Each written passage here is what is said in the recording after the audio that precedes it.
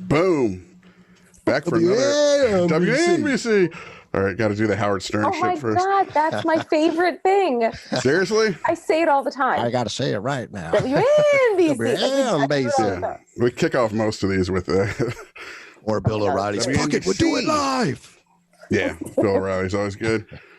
We're here, another episode of Hard Out, my favorite movie with Jeanne Veillette, like Gillette razor blades, right. with a V. Veillette Bowerman.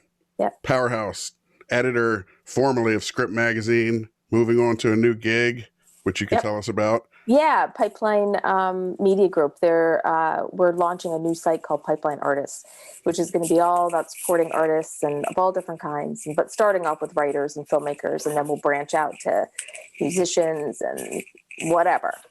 You know, it's going to be crazy. Yeah, it's going to be really, really cool. Cool. We're hoping to launch late February, early March, as soon as I get my act together and get all my contributors up. So. Which I hope to be one of. Yes, we dragged your ass right in there. Yeah, I should have a lot of time in February once this fucking movie is out next month, so that'll be good. Speaking of movies, we're here to talk about your favorite movie, which is... Same time next year, which probably surprises a lot of people, and actually for me too, because I am more of a dark writer and and I tend to make things probably more complicated than they need to be, which is probably why I love this movie, because it's so simple. And so simple. Like heartwarming. I was telling you the same thing when you first told me that this was your pick. First off, fucking love it, because yes. We kicked this thing off, and there's a lot of Spielberg and 80s shit, and, a lot of our contacts are screenwriters, which means a lot of white dudes who love fucking Indiana Jones and Star Wars and shit. So the deeper we get into these picks, the more we want these really specific, obscure movies. I had never heard of it. I'll confess. I know why I love it, but I'm fascinated because you two just fascinate me in general. Like, I think, having watched an early cut of Cactus Jack, I mean, Red Reapers, and you are so dark and twisted, and which is what I love about you. So I was like, when Jay's like, what's your favorite movie? I was like, oh my God, I'm going to tell them this is my favorite movie. Yeah, but what was my reaction? I'm so glad you picked it. My reaction was, it might surprise you, but Chris and I love shit like this, little human stories. I was telling you about like a map of the world and shit, we write these dark, twisted genre things too, just because in our hearts, we grew up watching horror movies, and that's still just in our bones. We write about what scares us mostly. But yeah, exactly. Which means we probably should be writing domestic relationship shit, because it's pretty fucking frightening.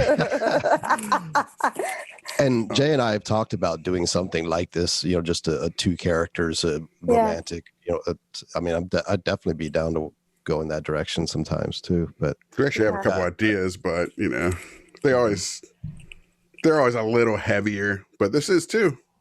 Mm-hmm. Yeah. Oh, yeah. I mean, and I think for me, I don't remember. It was a play in 75 that. Do you want to throw like a log line at people watching who might not know what the fuck this movie is?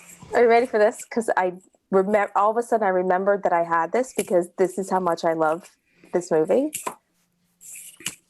This is the play. Oh shit! Beautiful. Yeah, it's the play, and I was sitting here like waiting for you guys, and I was looking through some of the scenes because I haven't read the play in a really long time. It does not have, spoiler alert, the scene where she's having the baby. Yes. And Alan Alda is like having these like sympathy pains and all that stuff. That is not in here. The whole pregnancy at all isn't in there? No, that's in here. The scene is in here, but not his sympathy pains. Like him crawling under the bed, which I thought was just split your gut laughing. Like, he was so good. And I wondered whether, like, Charles Grodin played George in the play. And I don't know whether he did that in the play or that was an Alan ad. Mm-hmm. You know what I mean? Do you know who played her in the play? She did. Ellen Burstyn played her. Dude, fucking goat legend Ellen Burstyn is an all-timer. She's amazing. Oh my God. I have this. May I recommend this to you? It's amazing. Please. She wrote a book called Lessons on Becoming Myself. And it's not your classic Hollywood actress memoir. it's all about her life and all this crap she went through, and even becoming a Buddhist and like all this stuff, and about all these lessons that she's learned along the way. Man, she is amazing. That eerily parallels Doris in this film. Yeah, I was going to say like Doris could have written that book for a while. Yeah, which we'll get into her in a minute. But yeah, so the premise is essentially, it's this guy and this man and woman who happen to be at this resort. They each go the same weekend every year, and so who knows how long they had been going before they ever ran into each other.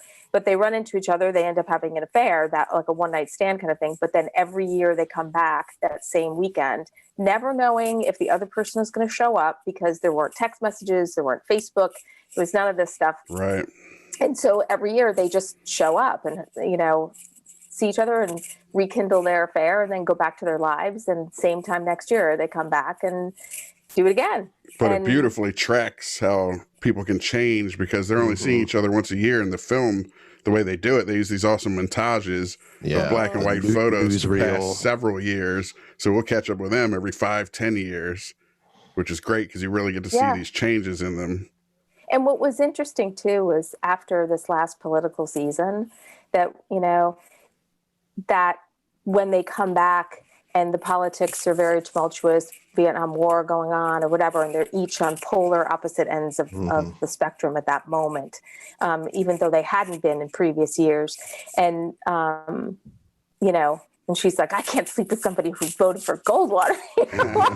I was just like laughing, thinking like, how many people have said that this political season? Unlike Hillary Clinton, enthusiasm episode too, I think. Unlike Hillary Clinton, she was absolutely not a Goldwater girl.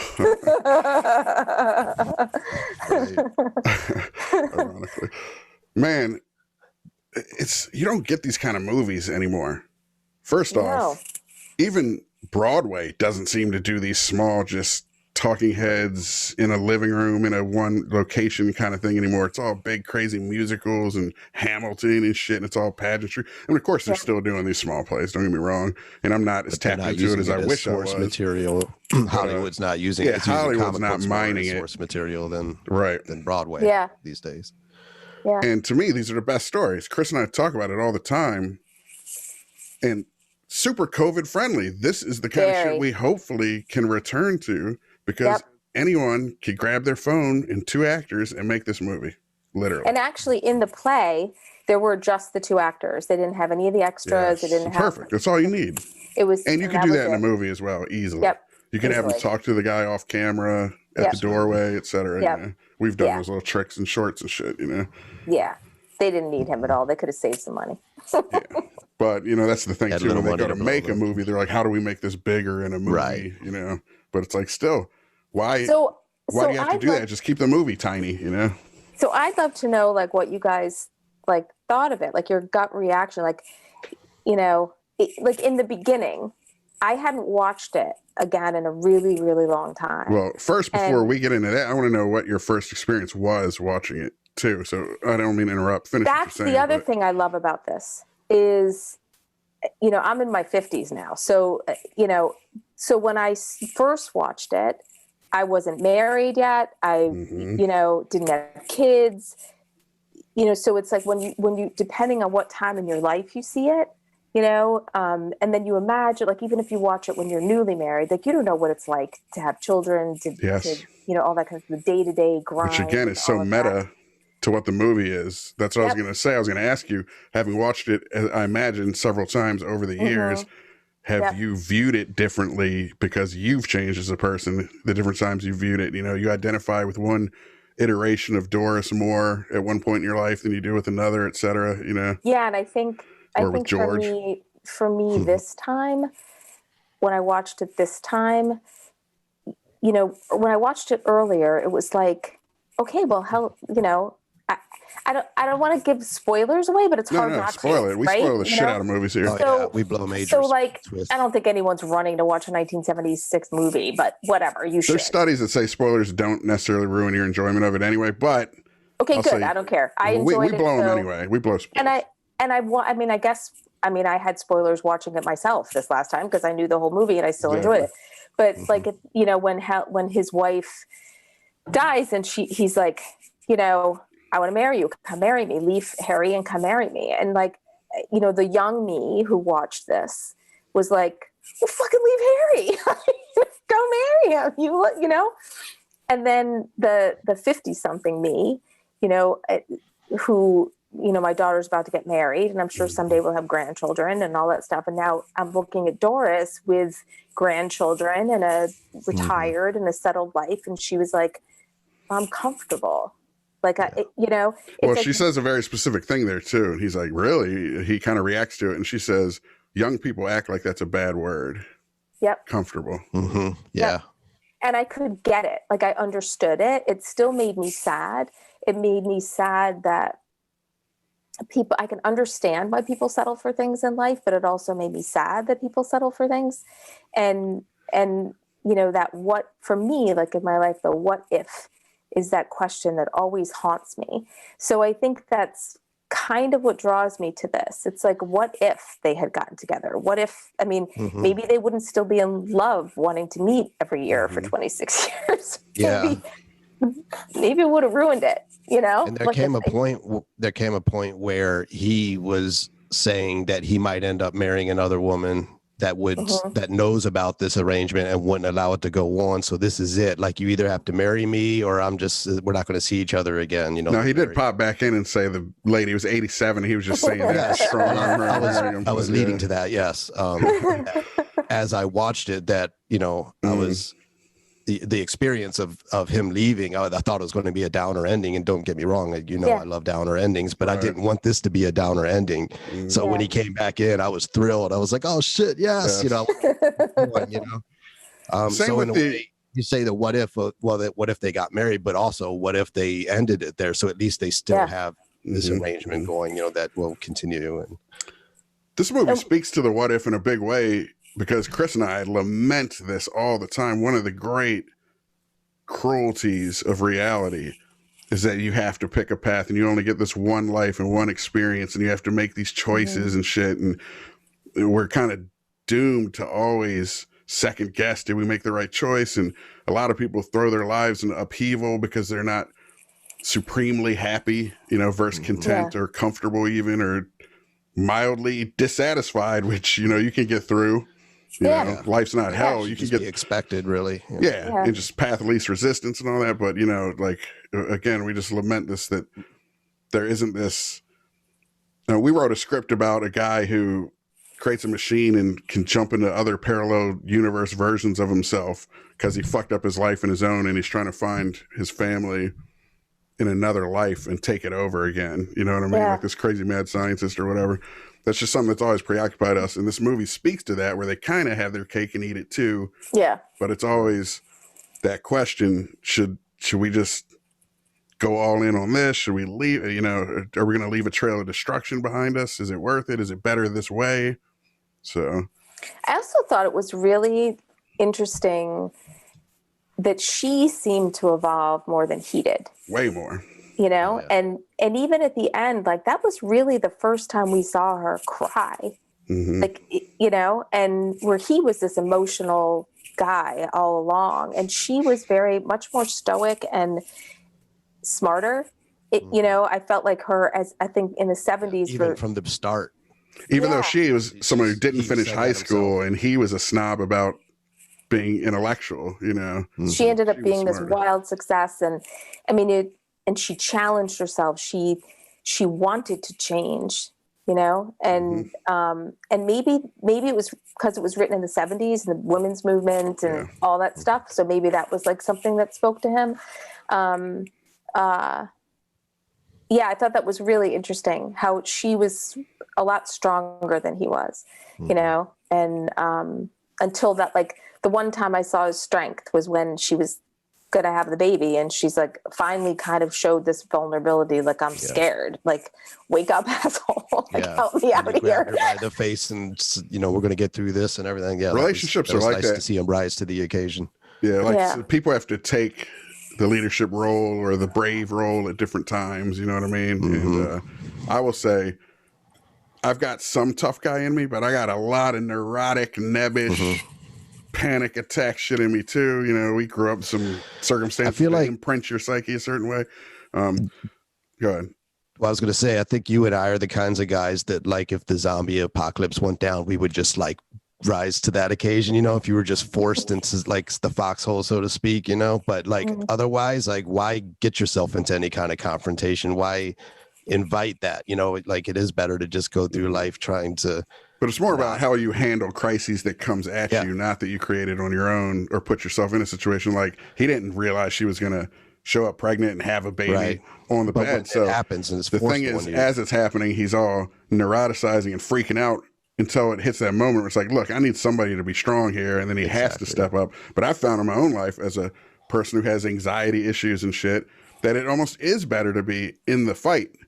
And a lot of fighters I know are like that. In the fight, they can hit a flow state, they're in the zone or whatever. It's the neuroticism is they walk to the cage and the training and thinking about if you're going to lose or whether or not. So it's interesting that probably he found in that moment more peace once shit really hit the fan, because it's always the lead up that you're freaking out. But once you got to just, it's a time for action, you know. You don't. And that was a one like evolution moment for him, because he normally overanalyzes everything. Exactly. Maybe it's the accountant in him or whatever. Which I can relate to. Yeah, he's like overanalyzing. As long as his mind is thinking, he's freaking out. And then he couldn't. There was no time to think. This baby was coming. Like, you know. But so funny. Like just so like these little moments, you know, like when he was on the phone before she shows up pregnant and you know he's impotent, and like it was like, you know, Alan Alda's hilariously, I mean, he's just underrated as fuck. Like his comedic timing. I mean, if you go back to MASH, like the Altman movie's all right. MASH, the TV show, was killer, and he was behind a lot of that writing shit. You know, I mean, he was so good.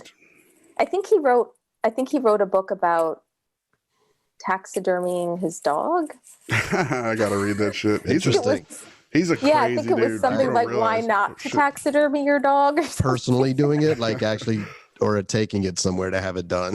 Like I do the actual taxidermying himself. Yeah, I have some vague memory, not that he did it himself, but that he had his dog. His so dog. Is he advocating for it, or he's saying don't do it? Like it's always. I don't remember. I think he was saying like it seemed like a good idea at the time. Yeah, I could see him. Everything's a cautionary tale. Yeah. But it was, you know, and then I'll shock you once again. Somebody made a book out of it. Get out of here. And you have all this. I love it. It's truly your favorite shit. It is. So while I'm sitting here, like, you know, I was waiting for you guys and I said, oh, you know, I'll start reading this. And I don't know that I don't think I've ever read it. I just bought it, but I never read it. And it starts off in his house with his wife and his kids. Oh, wow. And interesting. And that's what, you know, now I kind of want to read it to see like what they do with it, but because maybe people always wondered like what were their real lives like, but I did Slade write it or someone else novelized it? No, Linda Stewart novelized it, and better be on your game, Linda Stewart.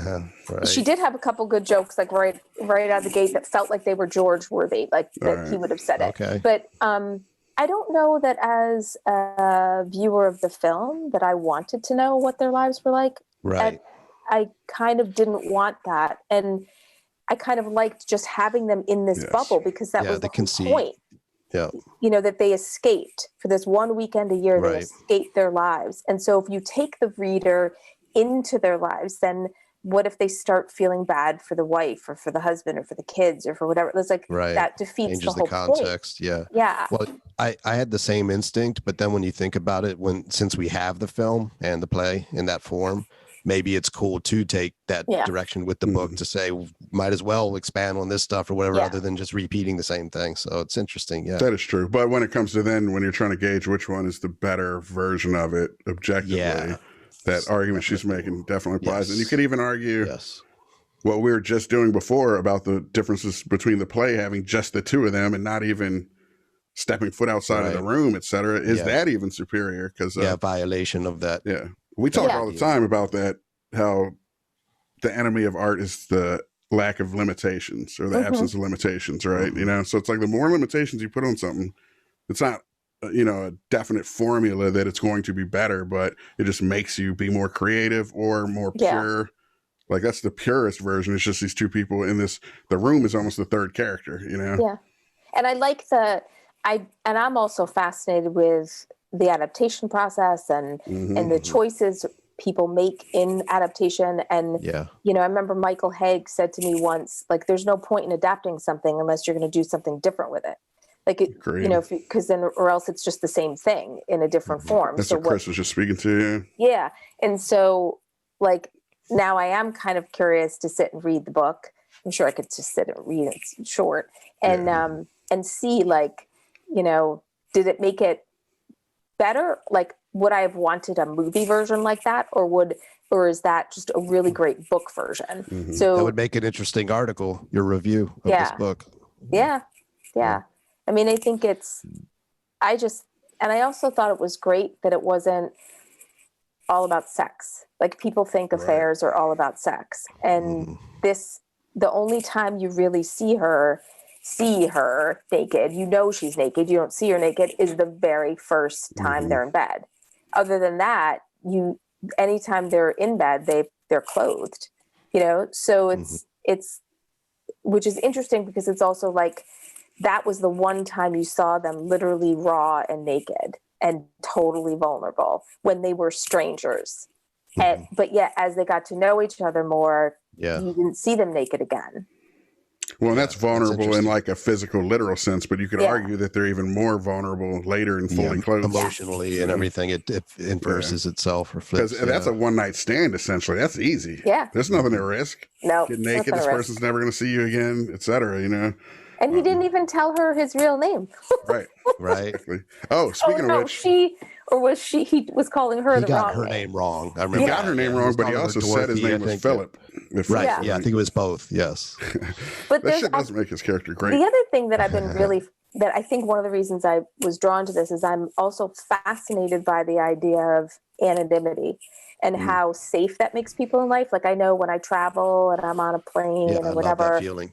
Yeah, like, people will tend to talk to you more about stuff because they don't think they're ever going to see you again. And so single serving friends, like in a Fight Club. Okay, so I want to know, like, because the first time I watched this, I wasn't a writer. This was like back in the 70s. You know, I wasn't. Did you see this when it came out? Like, do you remember the first time you watched it? I didn't go. I was trying to remember that. I was trying to remember when that first time was I watched it. I didn't see it in the theater, so I definitely saw it at home. But my dad and I used to love to watch, like, old movies together. Like, we used to watch, but like Shirley Temple and Katharine Hepburn and, you know, Spencer Tracy kind of movies. So I know I first saw it on a TV. I never saw it in a theater. So I was probably in high school or maybe college, but probably high school. Like, I graduated in 81. So probably. That's cool, though, that this story, because one thing I wanted to say I love and appreciate about it, too, and we don't get nearly as much of anymore, is films about grown-ups for grown-ups. Even the movies for grown-ups seem to, like, have to have younger casts and shit now, and, you know, unless it's a movie about being old, like the shit Al Pacino and Alan Alda are in nowadays, it's almost like they're always old men movies, specifically, you know? It's about aging. Old man road trip, yeah. Yeah, exactly. But yeah, just when we were kids, I didn't want to see movies about kids. Somehow Hollywood got it in its head that if we're after the youth market, we need to make all this kid shit. Coming of age kid stuff. Actors and kid stars and everything. And it's like, no, dude. Short round's like the worst part of Indiana Jones. You know what I mean? The kid that you throw in there to appease us or make us relate or whatever. We don't give a fuck about relating. Yeah. We want to be Indiana Jones. I don't need to see some kid like me in this shit. Right. I don't want to be me. Yeah, as a fan of fantasy as a kid, I always kind of lamented that it was always through the POV of some kid transported to this world instead of just about this world, this crazy world. You know, it always seemed Hollywood always seemed to have take that direction. And even when we were younger, I remember being like, 20 years old and just loving shit like I'm Not Rappaport, just these old man movies. And again, based on a play, of usually just talking heads, Yeah. I mean, I don't know. I think the human condition and relationships and especially these, marriage, like it's supposed to be for life, but yet as you see from little pieces of Doris and George's lives, like you change so much as a person as you go through life, and then that eternal question, can one person keep you happy? And, throughout your life, when you're changing, they're changing, are you changing at the same time? And what I also found interesting is I was, looking it up, like after watching it again, it made me more curious, like to go back and look up about its evolution and how was the play received. And, here's another little fun fact. At one point, the play was done several times. And at one point, I think at the very end, Diane Carroll played Doris, but also there was a version where Carol Burnett and Dick Van Dyke played them. Oh, shit. I know. Damn. Wow. I know. That is the thing about plays, and Chris and I've said this too. Why don't we just have more remakes? And kind of just recastings almost, even. Like, you don't have to. It's like a play. That's the beauty. Yeah, you don't have to reinvent the whole thing. Use the same script, but just with a new cast. I remember, we were pitching a Lady Hawk remake, right? Yeah, we're pitching a Lady Hawk remake, and they're like, "This is great. You guys have great ideas." And already we felt compelled to change it too much. My whole take was like, cut the fucking Queen soundtrack out of it, and it'll be fucking awesome. Pretty much, yeah. Cast somebody. That's why it's great. The nature of the curse. Broderick. Right. Exactly. So anyway, this meeting evolves to, we really love your ideas, which again, we were already straying too far, we kind of thought, but is there a 15 minutes in the future version of this? Like, all right, what's 15 minutes have you seen, Lady Hawk, like the conceit? No, I haven't seen it. This is a movie from the 80s, this fantasy movie with Michelle Pfeiffer and Rutger Hauer, where he's this knight and she was his love, and they got cursed by this evil priest dude, where he would be a wolf. What was it, during the day, right? No, he's a wolf at night. She's a bird at day. She's a hawk during the day. So they were cursed to never be to be together as humans. So when he's this knight with a hawk. Human, he'd have a hawk, and she's this woman that this wolf runs around and protects, with a wolf companion, which is dope. Yeah. It was only like at dusk and dawn where there'd be a glimmer of being human together. Yeah. So that conceit is so amazing and romantic. And it's like a classic. Like, how do you do that in a sci-fi version? 15 minutes in the future. That they were like, can we make it technology based or something? And it's just like, no, it's like this curse. It just kind of has to be. I don't know. I'd love to see you guys like in a meeting when you're just thinking to yourself, just looking at each other like, I'm sure we've given each other some looks in these meetings. Demeaning looks. I can't stand it. I mean, that's like Chris and I were making shit in the basement to not deal with it. So when you were talking about, when you music or whatever, when I watched it again the other day and I saw the beginning and, it was just this whole song over them talking but never being able to hear them. Yeah, I noticed that too. You don't see what it was that got them there. Yeah. And then they're in bed and then we start hearing them talk. And some of the things they were saying to each other, I thought, well, wouldn't you have told them that before? Like in the restaurant the night before? Like I kind of wanted to know, not that it was necessary to know. And I think I like that something leaves me thinking. I don't want everything spoon fed to me, but I'm kind of curious, like, okay, so say I go and read this book or read the play. In the beginning, I want to see where the play starts. Like, does it start right with them in bed? Like, does it start, I'd be curious too. Crack it open. Look at the first page. Yeah, check it out. Let's do it. Look, we got it right here, kids. But it does say right on here, Doris, Ellen Burstyn, and George was played by Charles Grodin. He'd be great too. I could see Grodin crushing this. So when they decided to make a movie of it, little fun facts, they didn't want to cast Ellen because they thought she was too old. Fuck that. And they did not cast Charles because they didn't think he was a big enough name. Lame. So the police rise. Oh, it starts with them in bed. Okay. which is partly why they did it. I think probably just as a montage with music over it instead of writing new dialogue. And well, even though Slade himself, what is his name, Bernard Slade, or Bernard Slade. Yeah, so he adapted the film himself, which is awesome. He got an Oscar nomination, which I saw. So did she, and I think the cinematographer did too. Believe it or not, which didn't strike me as anything crazy. But movies were different then. Yeah, very different. But what's interesting too, now that I'm reading those first lines, when she's just like, "That's a nice outfit," and he's like, "Hi." She's like, "Hi." Like I'm now imagining like being a person in the audience at the play, and this is how it opens. I think it's fantastic. Yeah. I mean, everybody knows what they're going to see before they see it, so they know the premise. It's not like they had no idea what the premise was, but back to that limitations thing. It almost forces you to get in late, get out early. So you skip all the bullshit of the meeting, or let's just dive in. They're in bed. We open it. There's a fucking bed. They're in it. That's great. They're in it. Just dive into the story. Because honestly, Chris and I talk about this all the time too. Like Lawrence of Arabia, like just sitting there for 3 minutes of a fucking song. Yeah. To open a movie sometimes, those old movies. Yeah. So you just those have old to movies sit, are always like just that. Dive in. Like we don't even have opening credits in Cactus Jack. Yeah. We just get into the movie. Credits at the end. Fuck off. Yeah. Yeah. I mean, and it also just propels you right immediately into a moment of conflict. Yes, exactly. Like there's these two people who are probably all thinking, "What the hell did we just do last night?" But your instinct, and we're all writers, your instinct is to set up the conflict. Why are these people fighting? It's like you can get that throughout it, Yeah, it's kind of life. I mean, most people can get there themselves. They know what leads to this moment, you know. Yeah.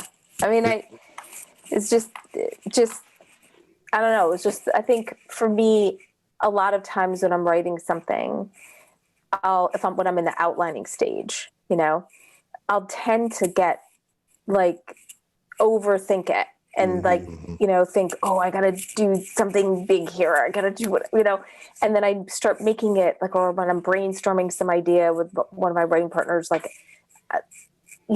I'll start getting a little too complicated, and I keep like having to remind myself, like, it doesn't have to be that complicated. Less is more. Like, just it just has to be good. Yeah. And, and the human condition, I mean, I think it's maybe good. I'll probably touch base with this film more often now that, it's been a long time, probably 15 Same years time next since year. I watched it. You just have to set a day every year. What is this? December 27th every year. I'm going to watch this motherfucker. Yeah. I mean, it's like, just to remind you. We should meet and have a podcast about it every year. I love we'll it. touch base, see how you're doing. December 27th, perfect. She's going to show up a hippie next year. Exactly. I'm game.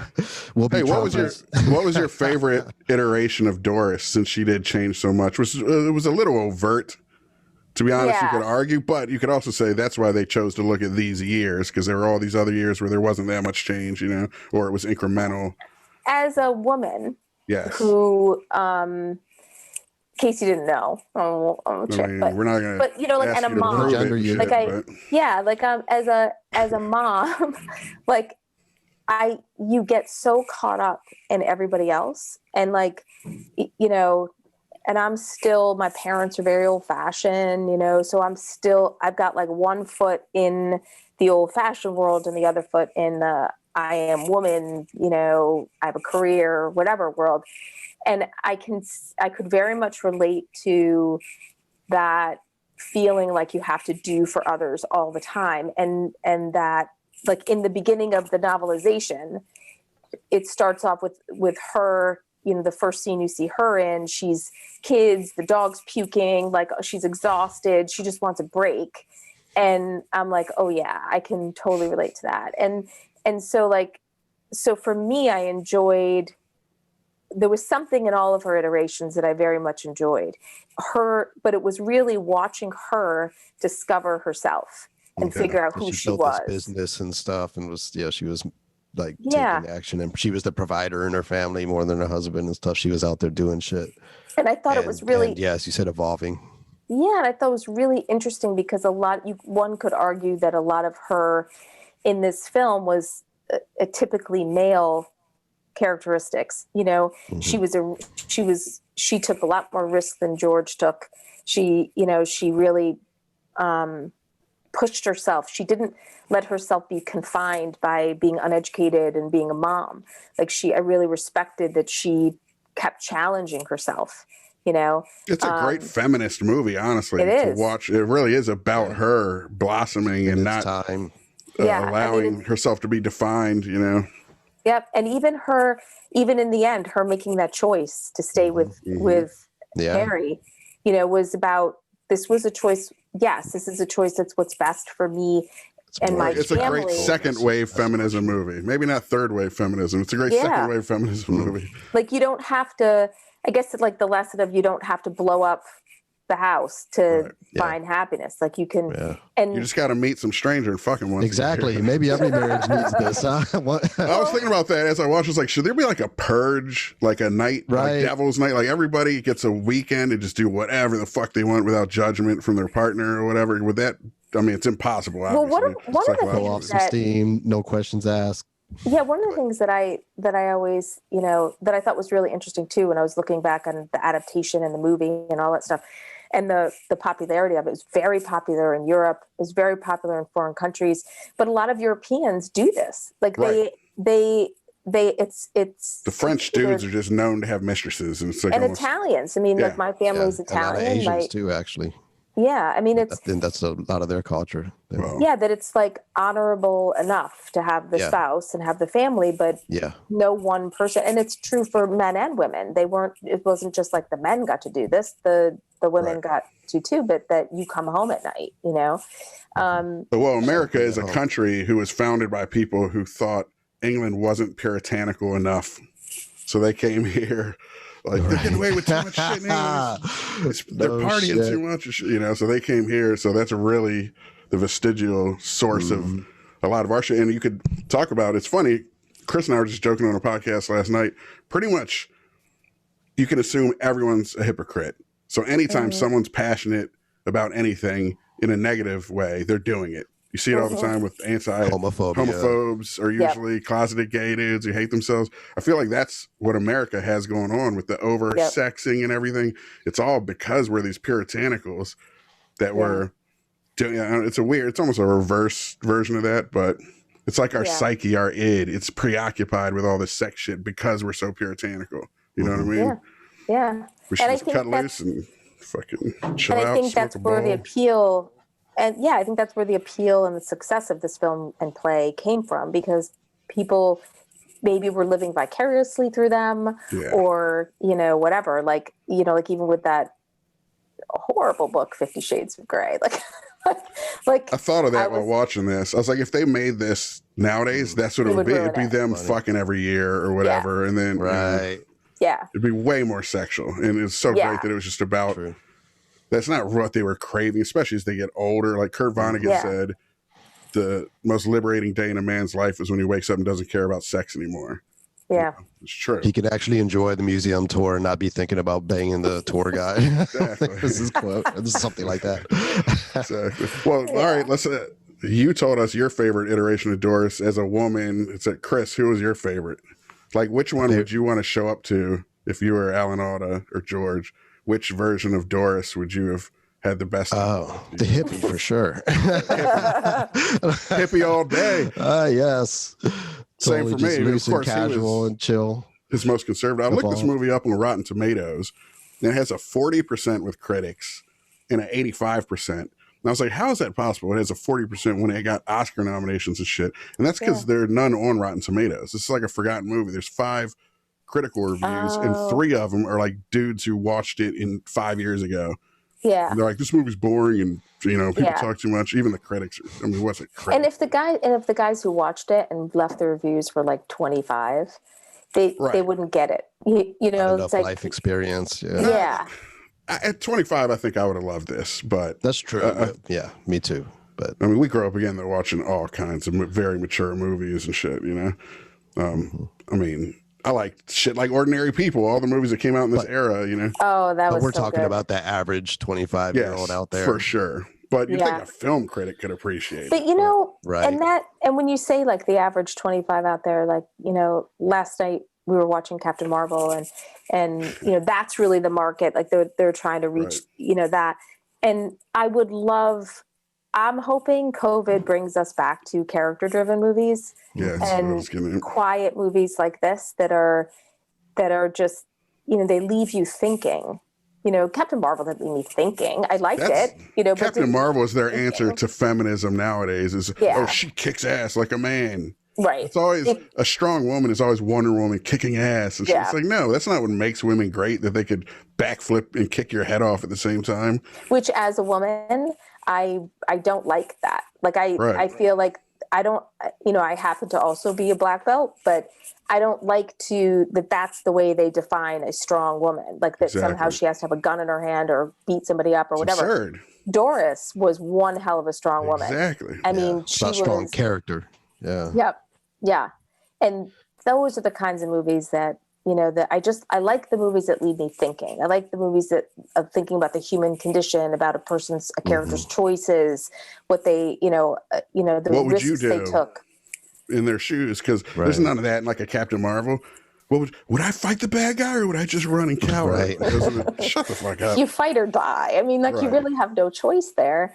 I'd love to see a Marvel movie do that. What if Captain Marvel was just had a panic attack and fucking fled and Thanos killed everybody or whatever? They'll occasionally have like sacrifice in those movies. You know what I mean? Yeah. Like they'll have a person have to kill a character off or something like that. But it's always kind of manifest. Yeah, it's not a trope anyway. You know? But I would love to see those kinds of movies get more of this happening. Like just why not in some weird setting like a Star Wars setting you have just a relationship story or something? Yeah. Like it has to be people running and jumping, you know.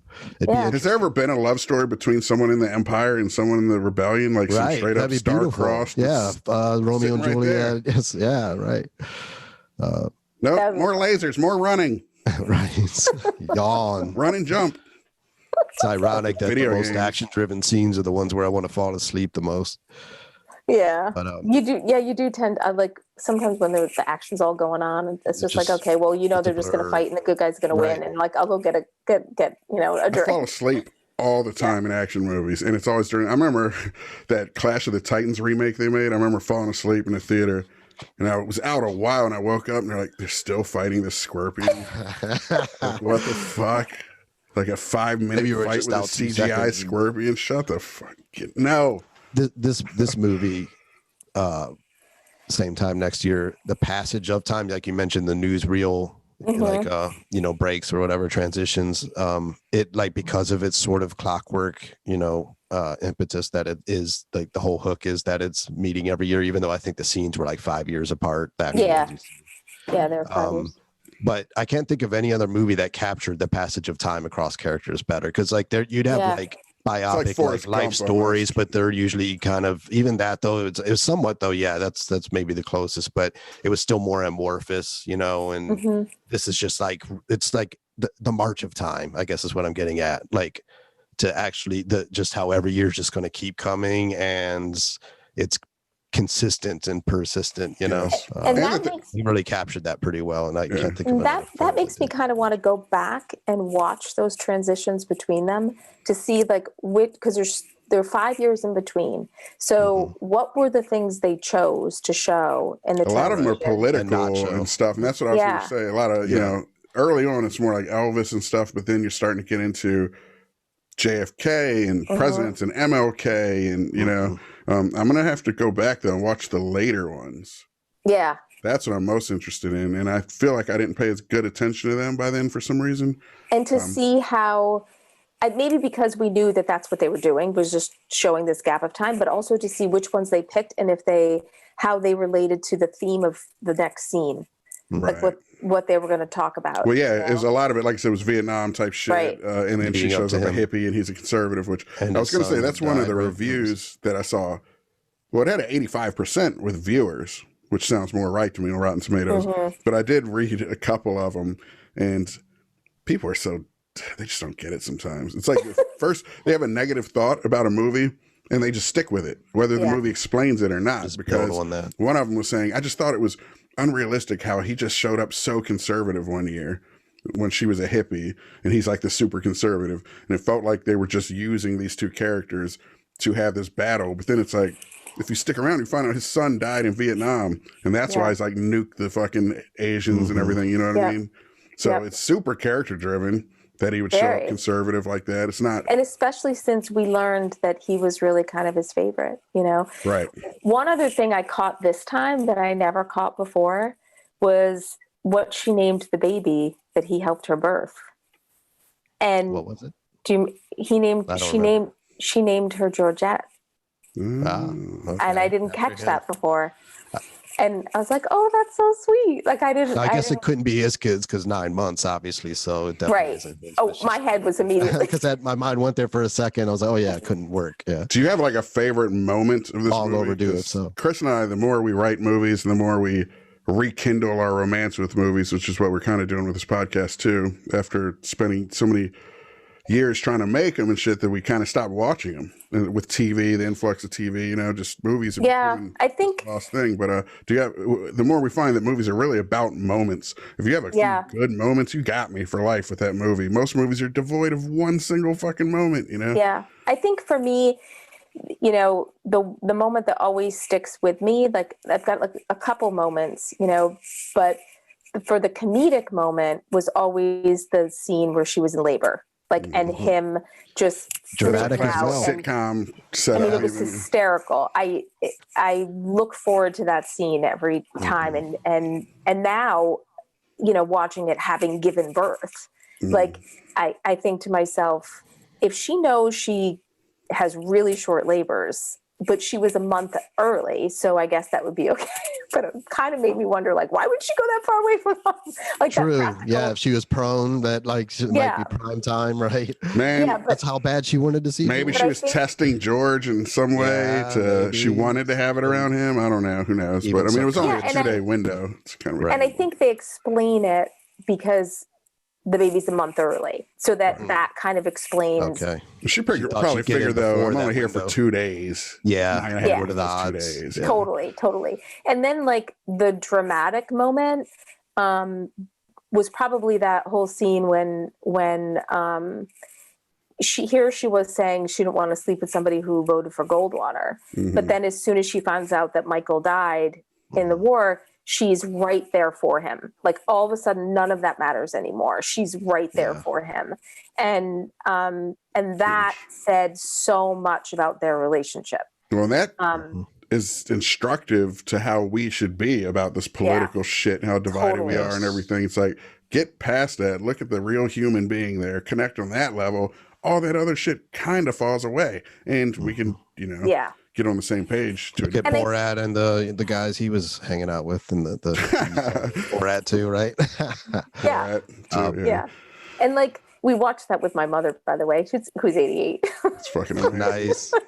How'd she like that period scene? She liked the first Borat. She laughed hysterically at. This one she didn't think was as good, and it could be because you kind of already knew, you know, wasn't so shocking. Like like you already know. The first one was really good. Yeah. You want to know what one of my favorite moments of this movie was? Yeah, I do. When he answered the phone when Harry called. Oh, yes, that was great. Great fucking scene. And it's great because the iteration of him that time was this dude, it's cool, and psychoanalyzed. He's going to therapy, everything's cool. He was with it. Honest. He's honest. It's all about honesty, man. It's all about honesty. And then at the very end, boom, he says, my name, Father O'Halloran. Right. Whatever. Yeah. That was just perfect Alan Alda timing, the perfect line, that show that he's still this hypocritical human, that his whole honesty thing is the most important thing, is bullshit. You know, we got to tell white lies to protect the people we care about. That was genius too. That was a genius answer. Yes. Oh, I'm Father so, because I thought he was going to say Philip. I thought he was going to use the first fake name, but sorry. Okay. But for in particular, being a priest or a pastor, it's perfect. That, like who else could know this intimately? It keeps her out of trouble. He was protecting her by saying he was a priest. Yep, because she's there on a retreat every year. Yeah, imagine what Harry's going to have to say when she came home if he had said Philip or George or whatever. Who's this fucking friend of yours? But when it's a priest. Yeah. Yeah, really, what's worse than answering fucking questions from your spouse about shit? But I don't know, it, and I love that moment too. It like spoke to how much they cared about each other, you know, and that they didn't really want to blow up each other's lives, you know. Yeah. What was your favorite moment, Chris? Man, I was next time I watch a movie, I want to think in that context. Like what would be. Well, what's the thing that like popped out the most for you? Like that you remembered the most? I mean, the pregnancy or the labor scene that you mentioned was my first thought too, if I were asked the question. And not only the comedic stuff, but the dramatic part of it as well, because like the moment when he had to get himself together, because he had been shown to be the super neurotic character up to that point, and where he realized she was in the state that he was normally in, and realized that he had to do something, and he took her head in his hands and was almost convincing himself that everything's going to be okay. I'm sure that was part of it too, that he was telling himself that as well as her. You know? Yeah, exactly. So that and the very end, like I said, when I thought that was it was over, I was pretty sad, you know. And that's great. That you're a romantic at heart still. You want him to come back. I was moved to tears. Same thing with the plane. Yeah. When he went to get on the plane that one time. Oh yeah. And he's just like, I got to get the fuck out of here. And I thought this movie might make him get on the plane. And then we have the whole question next year: are they going to show up or not? Is he or if he shows up and he's like, is she going to show up? Because I ran out on her. Why would she come? So it was setting some ground there. It's to do some interesting shit. But he came back, and you're still like, yes. You always want him to come back, you know? Yeah, it seemed very fragile, like any year it could just fall apart because one of the spouses found out or something like that. Or what if one of them died? So meaningful, but also on a thread, Yeah, that's how Chris and I would have probably made it. They just not see each other again. The ones just stop showing up. You don't know what happened, That's probably how we would have made it, I bet, dude. I know, right? Because we doesn't show up one year, or he doesn't, and they're just like. But what would have been also interesting? It's also interesting to note that they never started. They never started one of those scenes with one of them waiting to see if, and then having the other like questioning, are they going to show or are they not going to show? They never started a scene like that. They were always together. That's an opportunity for some tension, but it's not necessary either. I can totally see why. And I think once you get to a certain number of years that they keep showing up, you kind of maybe feel like, okay, it's they'll reliable, definitely. Do you believe in the love at first sight thing? Do you think it was lust? Because he was like, I love you. This is a problem. I fucking love you. Like the first day. You know what I mean? Or do you think there was this infatuation, something new, something, Because I think he was in love with all the things she was making him feel. Right. Exactly. And I don't think he loved her. Like he didn't even. But isn't that what love kind of is anyway? Yeah. I was going to say, love takes many forms, and one of those forms is, like even if it was lust, it still and it was, I'm sure it wasn't just physical lust anyway. There's this another kind where it's more just like magnetism and the conversation and everything, all wrapped up. That's love in a form. It's one form of love for sure. So I could see why he's in love in that respect. But then there's the form that you can only get from living with the same person for as many years as they did toward the end, and that other kind of love that she ended up choosing over the, I guess, I think about love itself is almost a character that changes like they do. Yeah. You know what I mean? Like, it's interesting how, because it does start superficial and physical and pheromonal and hormonal, and then eventually, though, you find that was just infatuation, lust, etc., attraction. Real love is caring more about the other person than yourself, and you can only come to that eventually, unless you're Christ-like and you feel that way about everybody. But to feel that way about a specific person, you can only get to that later. That shit doesn't, except your kids. But the kids are the only love where immediately the first time you meet them, you feel that. But there's also that other side of love. Like, I remember always feeling when I was younger that love meant you loved the other person more than yourself. Like that you cared about them more. Like you wanted their happiness mattered to more. And then as I got older, I realized that you have to love yourself. Yeah. Why not it be equal? You love them equally as to yourself. Why's it got to be more than yourself? Sacrificial it's unrealistic. Yeah. I mean, some people you do, like you said, your own kids. You should. That should be the case. You should love. And I mean, there are other people that I would probably sacrifice myself for. To let them continue. So it's true that occurs. But I'm just saying, though, that's a high ass standard. It's. And I think that's someone to say it's real love, at least to define it as love, And I think that's what these two did. Like this was something they did every year to serve themselves, to feed themselves and fuel themselves, and that probably made them better when they went back home.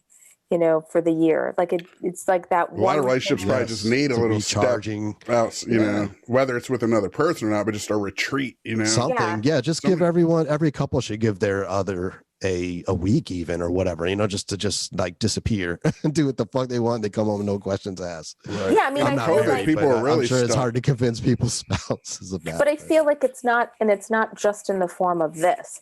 Like, no, that's what we're saying. It could be you could just go in a cabin in the woods for a week and whatever. You do whatever you want, though. It doesn't matter. Just whatever. Like when you guys went in the basement to shoot Cactus Jack. That was like your version of Same Time Next Year. You know what I mean? Like, no, it's a cabin in the woods. Okay, cabin in the woods. But like you do stuff that feeds you and fuels you. Yeah. You know? Yeah. Well, see, I used to go stay at his place a lot. Though. I would go to Cali for meetings. I'd stay out there. Before Q came along, I'd be out there for a couple months sometimes. It was fucking awesome. Yeah. No, I'd still be working a day job. Right. Yeah. So, you know, but there was a period where Jay and I were both unemployed for a year in Rhode Island. That's what kicked our career off. That's where we did the bulk of our writing in the beginning. And wow, a that's projector great. up on the wall with the script just blown up like gigantic. And he got laid off. Break and then I got a job and wrecked my knee and went on disability. Yeah. So I was on disability and he was on unemployment from a pretty good job. So we had like $4-5 grand a month coming in for the two of us in this apartment in Rhode Island.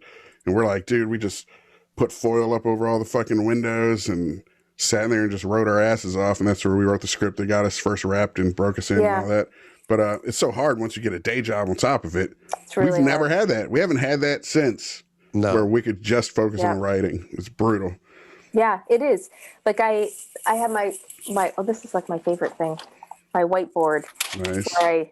Where I like break story. And one of the things I love about it is, it took me a long time to figure out what worked for me, like in terms of like breaking story and all that stuff. And again, I think that's part of what I love about Same Time Next Year. It's like this retreat kind of thing where they just had to focus on each other for a weekend, you know? But like for me, like when I'm breaking story over here, it's like I'm painting it, it's like all over, but I still find that, and I can see the whole story in one fell swoop.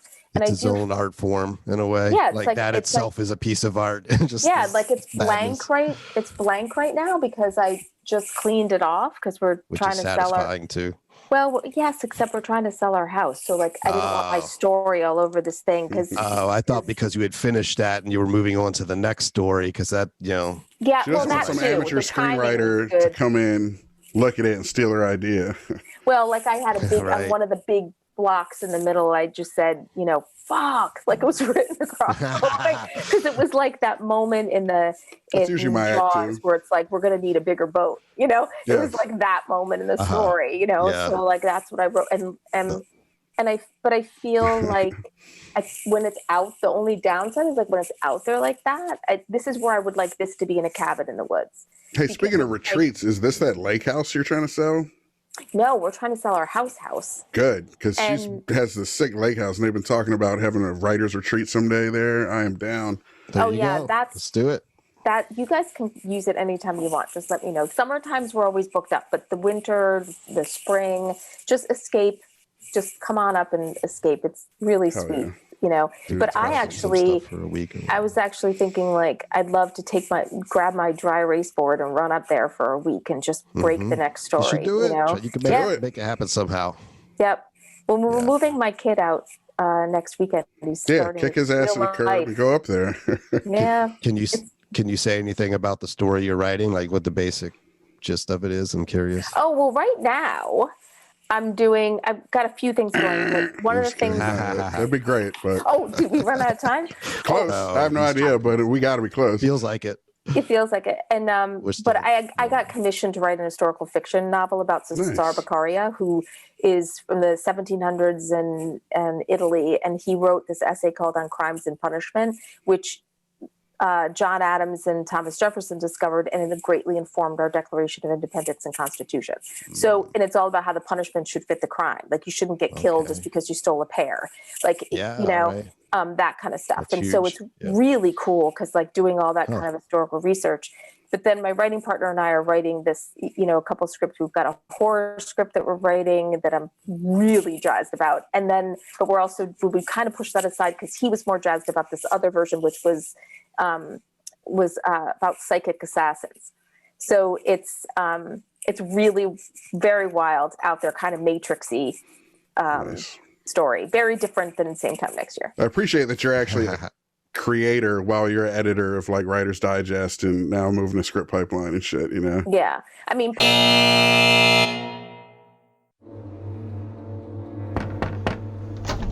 you're alone, right? Yeah. Is it cool if I start filming now? No, what do we get inside?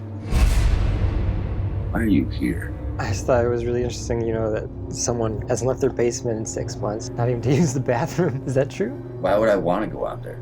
I got everything I need right here. That's what's wrong with most people. They're weak-willed pussies and parasites who buy into that whole "it takes a village" bullshit. You know how many aliases I've used calling into radio shows? I've had it up to my goddamn gills with the systematic feminization of this country. I don't of course we want to. Get your own damn show if you think you got that much to say.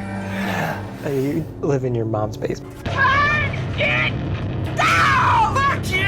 What's so special about my loser son? You really do hate your own mother. She's a woman.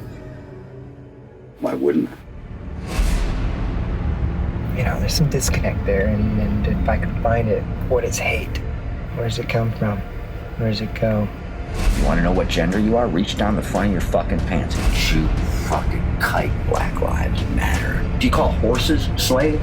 Liberal fucktard. Enough with the parades and the rainbow flags. Dude, this guy's... it's like pure hate, man. Want to see something really fucking cool?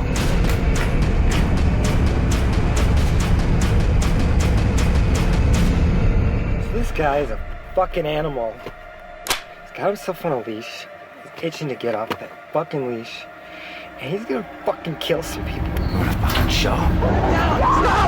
Stop! What do we hear? Look at me! Look at me! We're gonna help you show him the light. We're gonna change the world. This is Cactus Jack coming to you live from a studio audience. To the man who calls himself Cactus Jack, we have watched as you have rocketed to infamy. And you wonder why these cornered animals lash out. Pick a fucking side. And now, we have watched as you have called for literal blood. I know you're out there listening. It's buzzing in your ears, burrowing into your brain. Do it, Jack. You're gonna love this. I pulled that trigger on that motherfucker's head. Your VPN will not shield you. The darknet will not hide you. You and your kind are finished. You think I'm scared of you? Come and fucking get me!